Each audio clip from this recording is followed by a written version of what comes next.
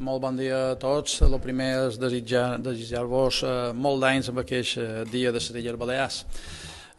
Jo el que volia era comentar que, com tots sabem, celebrem un dia de les Illes Balears especial que està inundat per aquesta tristesa d'aquesta pandèmia que ens afecta i sobretot un dia de les Illes Balears que ens falten 727 persones, em sembla que són, que l'any passat eren i que enguany no hi són culpa de la pandèmia. Per tant, el primer de tot és fer un record a tota aquesta gent que ens ha deixat.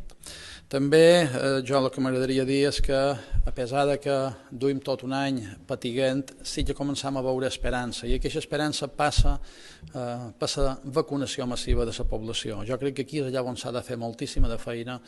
Nosaltres hem pogut veure i podem veure contínuament que Balears, per desgràcia, és la comunitat autònoma que menys vacunació ha fet de tota Espanya, i això és una cosa que hem de revertir. Sabem que a través de la vacunació massiva no només ens donarà tranquil·litat sanitària, sinó que també podrem reactivar tot el que és la nostra economia. Crec que també avui és un dia especial per demanar que aquells incompliments continuats que estan fent des de l'Estat en Balears, que està fet en Pedro Sánchez des de l'Estat contra Balears, que s'aparquin d'una vegada per totes.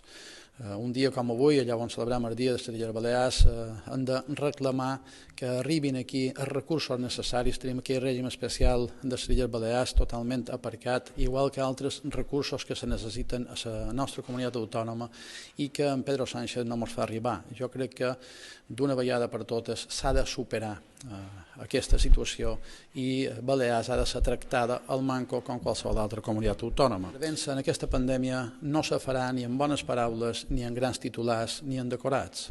En aquesta pandèmia l'hem de vèncer gestionant molt bé els recursos, posant els recursos propis de la comunitat autònoma a favor d'aquells empresaris, d'aquestes petites i mitjanes empreses, d'aquells autònoms, que ja n'hi ha 4.000 que han tancat, però necessiten més que mai que dels recursos propis de les Illes Balears se posin dobbers per poder seguir aguantant i poder arribar al manco en el mes de juny, desitjant que abans del mes de juny s'hagin vacunat.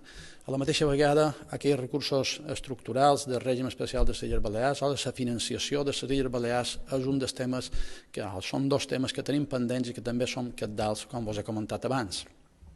I un altre dels temes cabdals són aquells recursos que vendran des de la Unió Europea.